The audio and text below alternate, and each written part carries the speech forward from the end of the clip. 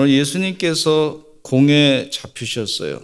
그래서 잡혀가셔서 대제사장과 장로들과 서기관들이 다 모였습니다.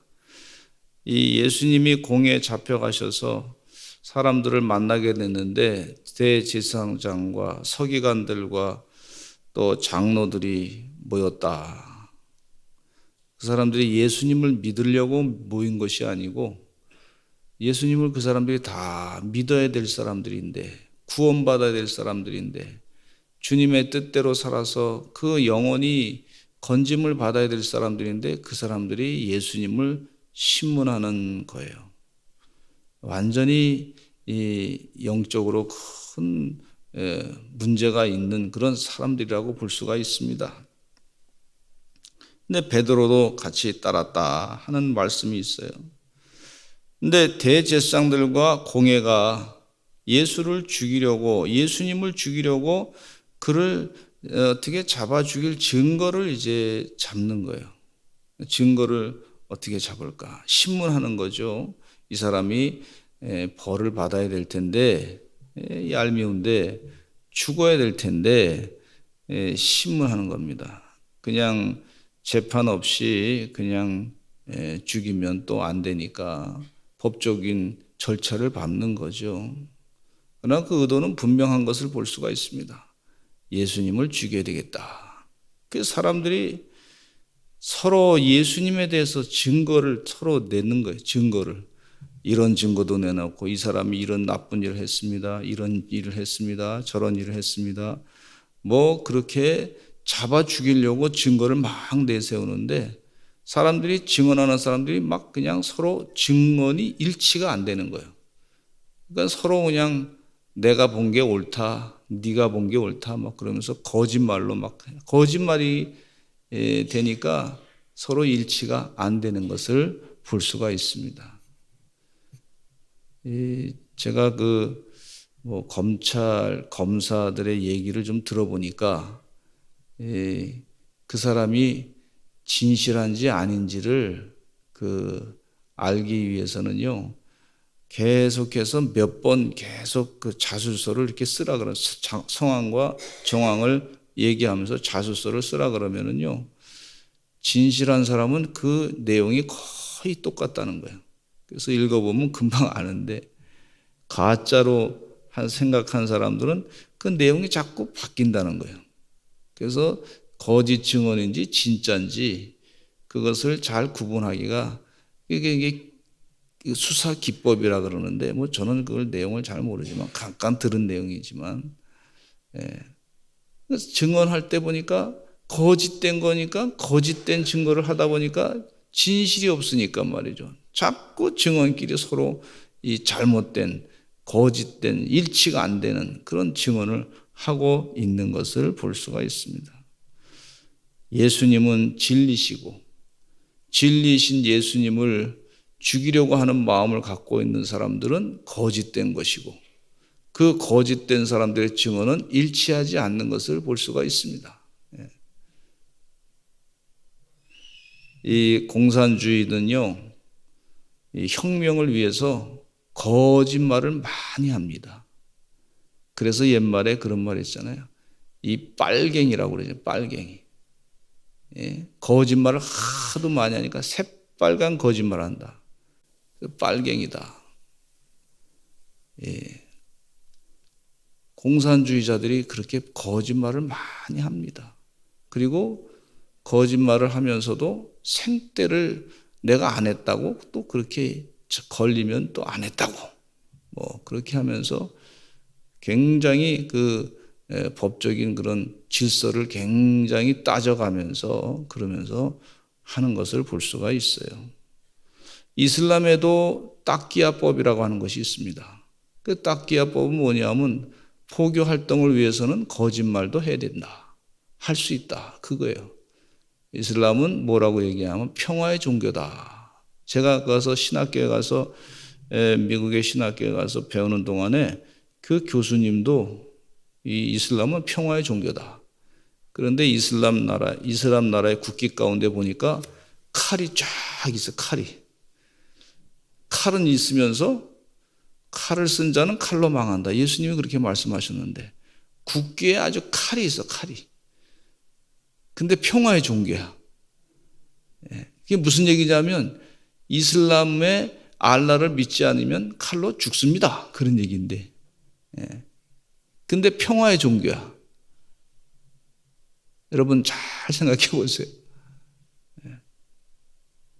칼은 있는데 우리는 평화입니다. 이슬람을 믿지 않는 사람들은 다 죽어야 됩니다. 하는 것이 그 이슬람 그 경전에 나와 있습니다. 코란에 나와 있어요. 그런데 대한민국 말로 번역할 때는 그 얘기를 또 싹 빼버렸어. 그걸 다르게 싹 번역을 했어.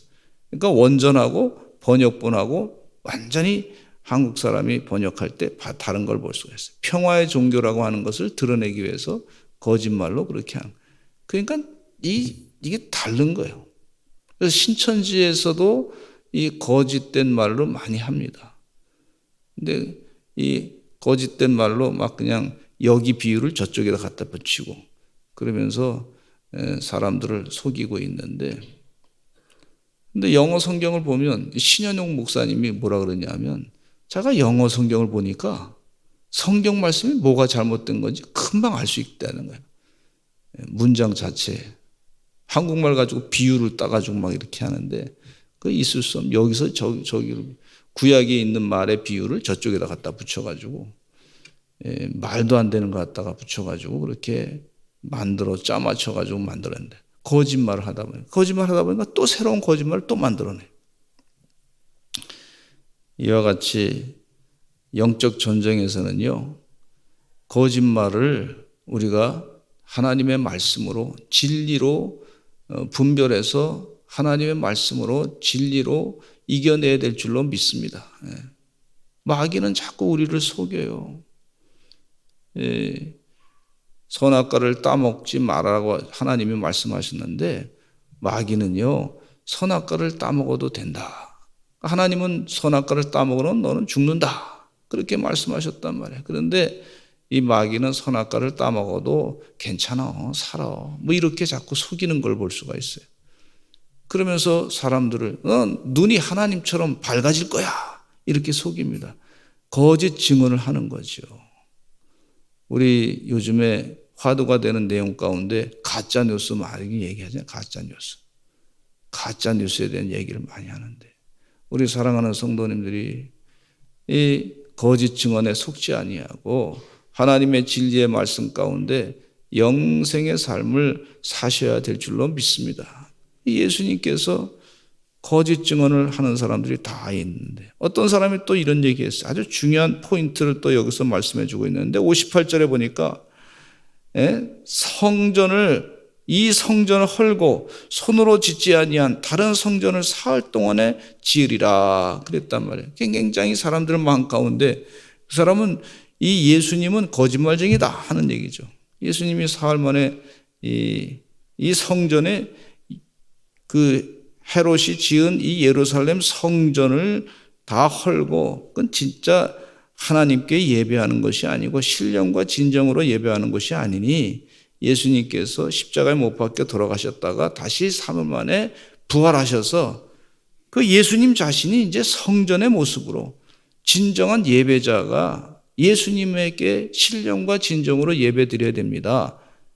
그 얘기를 지금 하는 건데 그것도 사람들이 이제 진리를 모르니까 거짓 증언으로 서로 일치 않게끔 서로 일치가 되지 않는 그런 거짓 증언을 했다고 하는 것을 볼 수가 있어요. 근데 여기 대제사장 가운데 한 사람이 일어나 가지고 예수님께 묻습니다. 왜 대답 없느냐? 이 사람들이 너를 치는 증거가 있는데 왜 대답하지 않느냐? 무슨 얘기냐면 네가 좀 대답 좀 해서 우리가 말꼬리를 잡아가지고 그것으로 인해서 더 너를 이 증거를 잡아서 너를 고통을 주겠다. 뭐 그런 얘기인데 왜 우리의 요구에 대답하지 않느냐? 그렇게 얘기하는 거예요. 근데 예수님이 침묵하고 아무 대답도 하지 않으니까 대제사장이 다시 묻습니다. 네가 찬송받을 이의 아들 그리스도냐? 그러니까 예수님께서 그 부분에 대해서 분명하게 말씀하십니다. 우리 한번 62절에 같이 읽어보겠습니다. 시작. 예수께서 이르시되 내가 그니라 인자가 권능자의 우편에 앉은 것과 하늘 구름을 타고 오는 것을 너희가 보리라 하시니, 이렇게 보면 예수님께서 분명하게 말씀하십니다. 예수님께서 찬송받을 이의 아들 그리스도다. 즉 메시아다. 기름 부음 받은 자다. 나로 말미암지 않고는 영생을 얻지 못한다. 구원받지 못한다. 이런 분명한 선포를 예수님께서 하시는 것을 볼 수가 있습니다. 우리 사도 베드로가 분명히 고백하지 않았어요? 주는 그리스도시요 살아계신 하나님의 아들이십니다.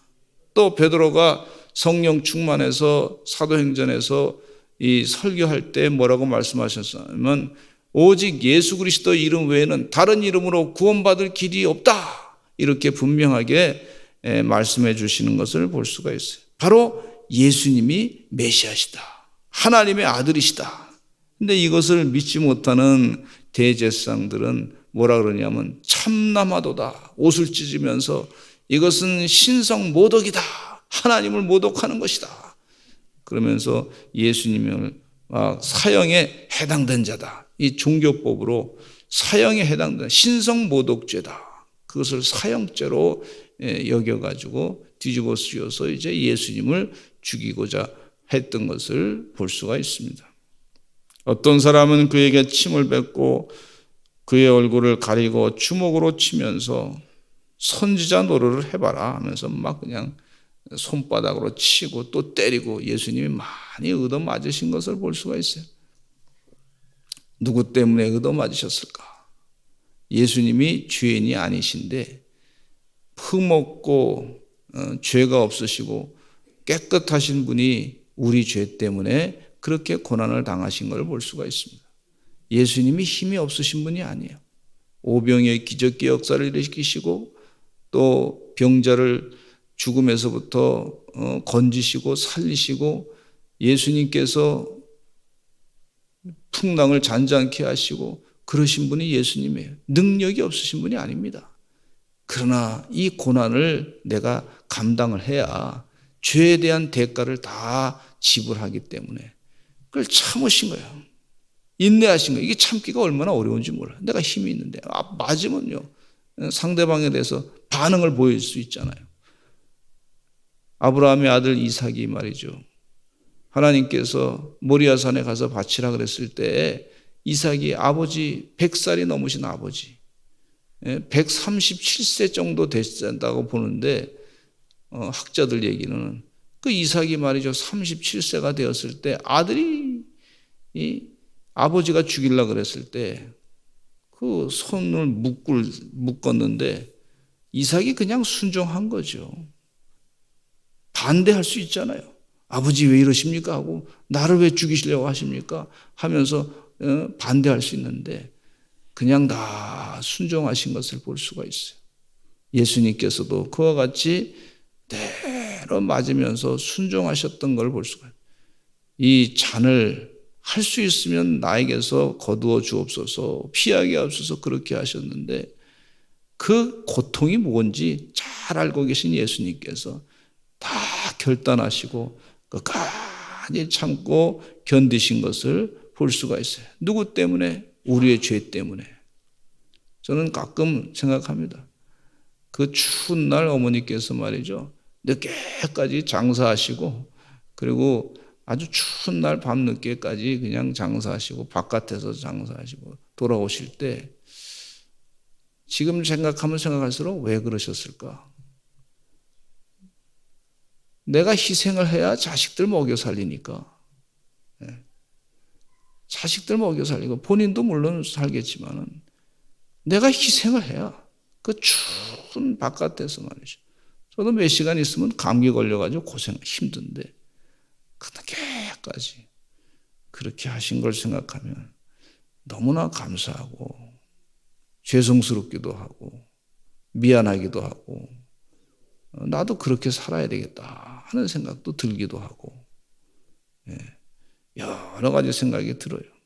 그리고 다른 사람들이 또 모독하기도 하고 이게 물건값이 이 물건 이게 뭐냐 그러고 또 싸게 해달라고 그러고 또 이게 좀 기분 나쁘다고 바꿔달라고 그러고 그 많이 속상해서 또 바꿔주기도 하고 뭐 여러 가지 일을 경험하면서 하죠. 근데 참고 견디고 예수님께서 그 고독을 모독을 당하시면서도 참고 견디신 것은 바로 나의 더러운 죄를 사해 주시기 위함인 줄로 믿습니다.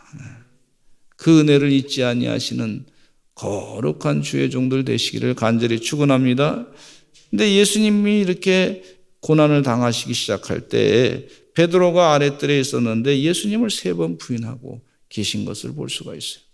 다 굴기 전에 2번 다 굴기 전에 예수님을 3번 부인했는데 여기 보니까 베드로가 점점 예수님을 부인할 때 점점 강하게 부인하는 걸 볼 수가 있습니다. 베드로가 아랫뜰에 있었을 때 대제사장의 여종 하나가 와서 베드로가 불죄가 있는 것을 보고 물었습니다. 너도 나사렛 예수와 함께 있었다. 네가 말하는 것이 이때 베드로는 대답하기를 네가 말하는 것이 무엇인지 알지도 못하고 깨닫지도 못하겠다.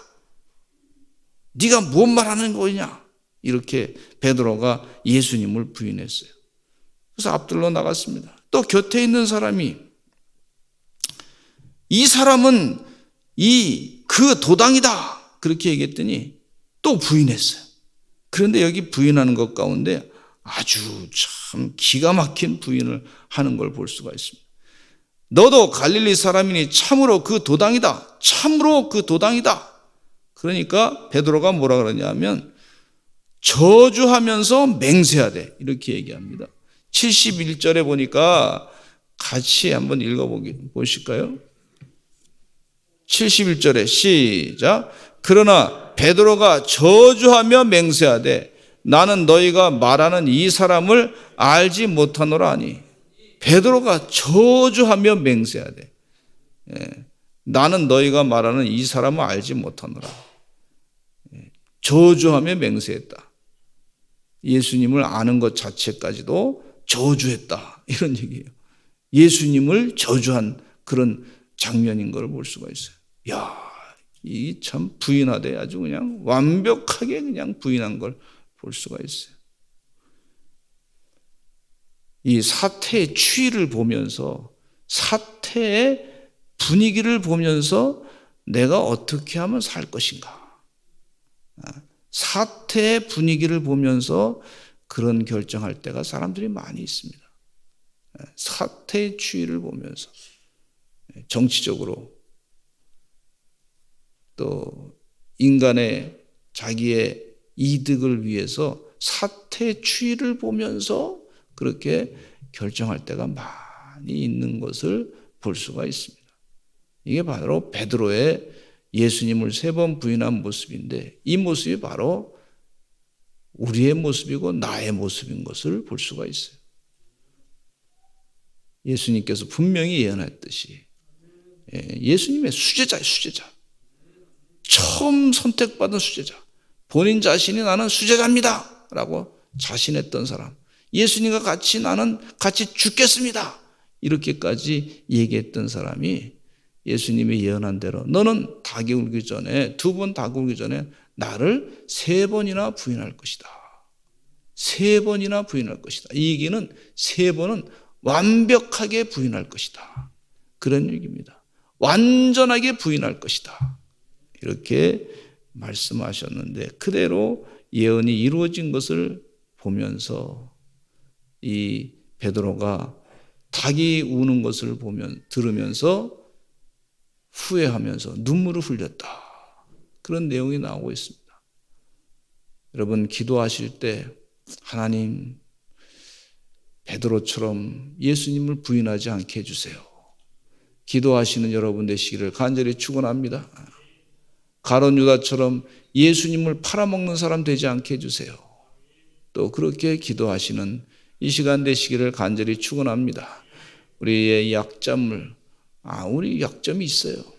그러나 주님 도와주시어서 부인하지 않게 해주시고 예수님을 팔아먹지 않게 해주세요.